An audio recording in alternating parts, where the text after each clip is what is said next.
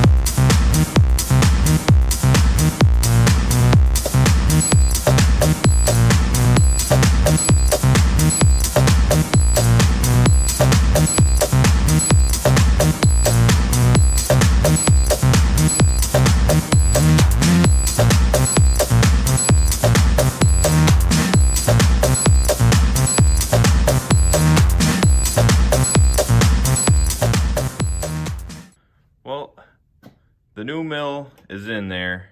I had intentions of time-lapsing, the whole process, but I got a little nervous. You'll see I did do a time-lapse when we started to take it out, and we take this one out the bottom.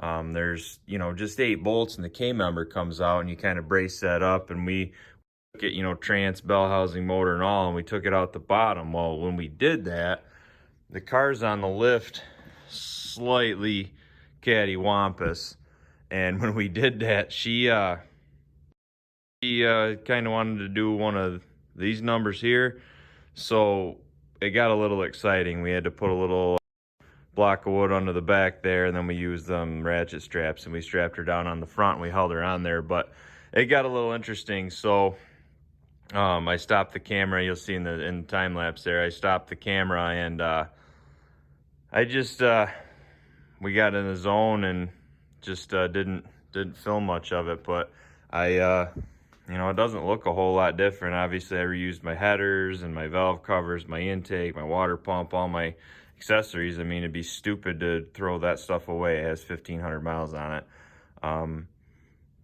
But it's back in there. I got some parts coming. I got a 1-inch carb spacer, plastic one.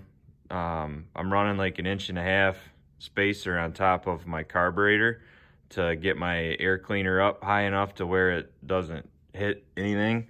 So I figured it's kind of stupid. I might better throw a spacer on there, and if nothing, keep the heat out of the carburetor. It wouldn't, really hurt anything.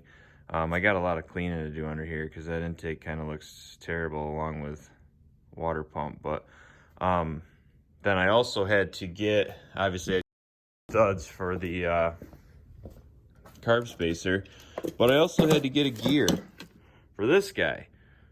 Apparently, I don't know if you can see it in there, but apparently it had an iron gear on it, and cast iron gears and steel camshafts are no bueno. They're just not copacetic.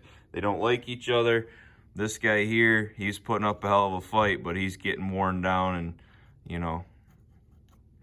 it's killing him. So I had to get an $88 freaking gear, hardened steel gear, but that'll be here, and that's why I had issues with keeping the timing spot on in this car, and that's probably why. That's 1,600 miles I drove it last year, and that tore that up bad. That wasn't like that when I put it in. Carburetor held up good, reusing that 650 Holly XP. But we had some cleaning to do under here, and I gotta try and do a little maybe take a hammer to this, and I'm also going to throw a thin wheel spacer in there because that's not really copacetic either. But it only does that when you're going into a parking lot, or not a parking lot, but the gas station in town has kind of a little hump up over the sidewalk, and when you go in and you hit it at kind of an angle and the car rocks up like that, it must pull with the track bar must pull it over enough, and it does that. I didn't take a hammer to this side either like I did the other side. So I'll probably hammer the high spots, give her a little wheel spacer, wish her well. But anyways, I got quite a bit of work to do. That's my custom engine harness. All the wiring for this car is all up, all tucked up in here, and I need to put an inner fender on it because that's just disgusting. But all my wiring's tucked up in there. This is the starter wire and all that crap, so that kind of pulls through and goes that way, and then it comes back up around, goes up the top. The MSD wires are in there. I did a really good job hiding the wiring in this car. It's like, you know, for your MSD box and your coil and everything. But yeah, that's where we're at. I will keep filming, and hopefully the next video here, what the hell's today? Tuesday. Parts will be here Wednesday, so probably Thursday-ish we should be able to do the first start on it. We'll go from there. But I got those gauges there. They weren't in there before. I figured, you know, $6,000 motor, I might as well have a decent oil pressure gauge and a decent water temp gauge versus the stock stuff. And I was gonna make the stock stuff work along with that stuff, and I just quit caring.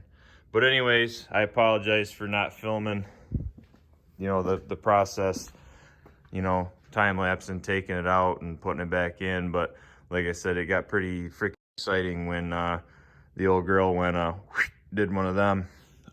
We had issues when it was just the bare shell. We had to keep picking up. I'd grab a hold of that tubular cable, or that tubular cross member there that I built in the front. We'd have to grab it, pick it up, slide the one lift arm back under it. But anyways, and just a quick video, and like I said, the next one should definitely be more interesting.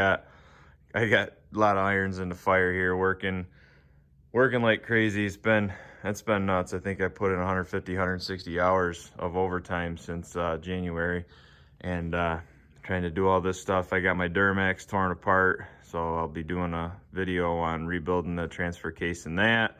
Got to get this finished. We have the Bronco, obviously, and then we got another one. You guys have never seen this car, but we have a pretty decently built 351 Cleveland here that's been sitting on a stand for a few years. It's one of my dad's Trino, so we got to make a video on that.